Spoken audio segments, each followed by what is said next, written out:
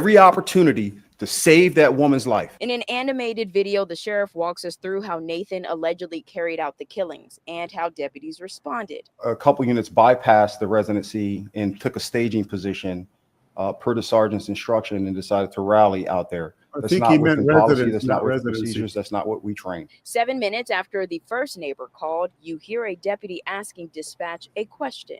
We're hearing shots in progress, sir. This is what we're talking about.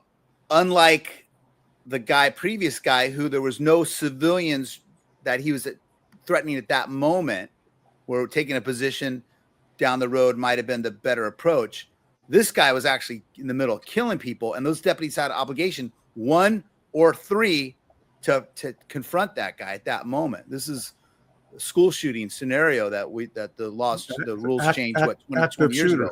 Yeah, you have to confront this guy. You have a badge and a gun. Your job is to confront this guy. I don't, that whole go home safe and all that stuff like that. Yes, I love it, but your job is you're getting paid to put your life on the line. Yes. You get paid the big bucks for that. What I'm understanding, yes. Sheriff Tony says at some point a deputy rushed over from Deerfield Beach and would be the first one to arrive at the scene. Is everyone else? We'll be on the radio and ask you standing back there. There is some level of liability on the sergeant's position for some of the orders he gave, and that's why he is gone.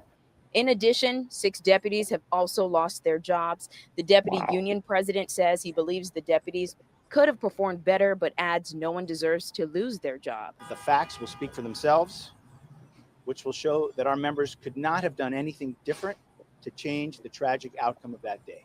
Andrew Farron's uncle reacting to the internal affairs investigation. It doesn't bring my nephew back. Mistakes were making and lives were lost. I'm glad that there is accountability, but is it going to change anything? As for this investigation on the internal affairs side, it's over. But the union deputy president saying today that he plans to fight for each of these deputies in this case. We're live. Mark, from what I understand, I watched several videos about this story. The sergeant directed the officers to meet him at a certain location down the street, not to go directly to the scene of the reported active shooter. And that is against, according to the sheriff, is against their policy. Like you say, they need to confront the shooter. And so they were staging, and 2 deputies from the way they describe it, came from 4 cities away and were the first ones to go directly to the scene, and they ignored the sergeant's direction to stage, and they went and confronted the shooter.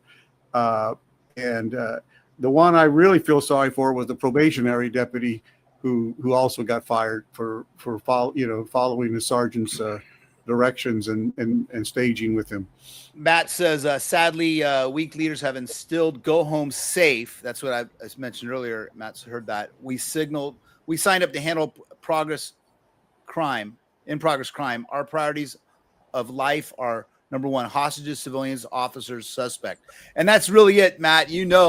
I've been around since the 90s as a cop, and that mentality was go home safe. You go home safe. It's like, I don't know, man. I kind of think that I am the shield, and I'm scared. I don't want to die. Obviously, I want to go home, but people. But it goes beyond. It goes beyond that, Mark, because according to the sheriff, my point is though their training and their policy is exactly what you're saying.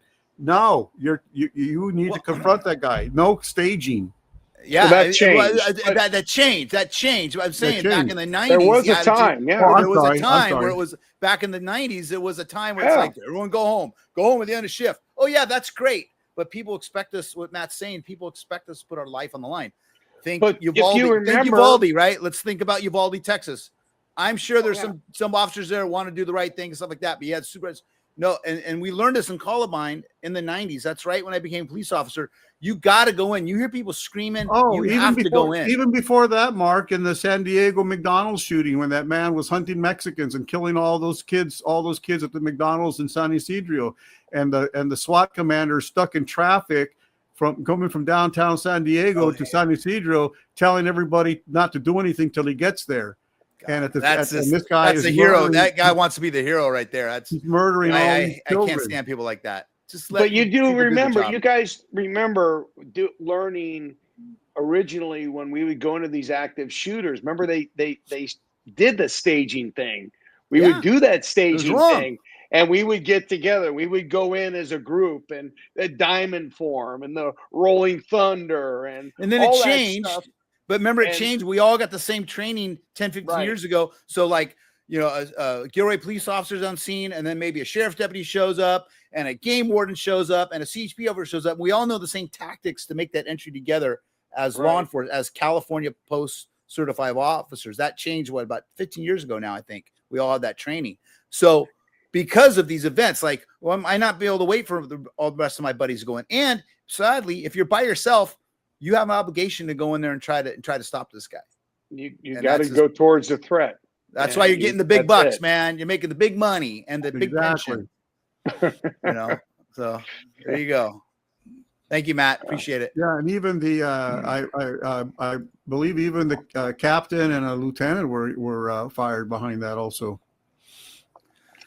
Crazy. Unfortunately, I really, because I didn't see exactly what they did, other than the fact he said they drove by the residence and they were told to go stage. And like you said, I feel bad for the probationary who, because it's like, I just got an order from my supervisor to do something. And that's what I think. That's what the PAO, the association, the union saying. And we might see those deputies get their job back. Probationary Right? officers are I'm following my sergeant who told me what to do this. Yeah, probationary officers aren't You know, entitled to appeal. But again, they get fired you and that's should, it. as There's an no appeal. officer, you at some point you have to, unlawful orders. Not that that's not illegal. It's just that, they're really going to run them through